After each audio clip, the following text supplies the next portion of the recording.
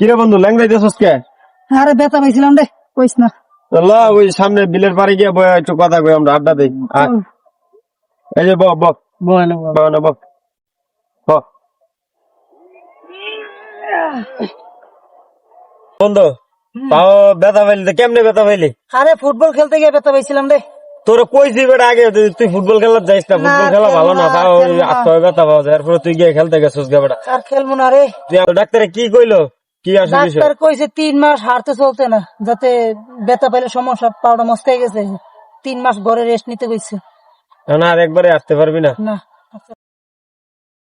কেউ ভাই আপনার এনে বই লইছেন? হ্যাঁ তো মেম্বারের নির্বাচনের লাগে ভাই সবাই ঠান্ডা খাওয়াইতেছে। কি কস বেটা? হ্যাঁ ভাই কই রুবেল এদিকে।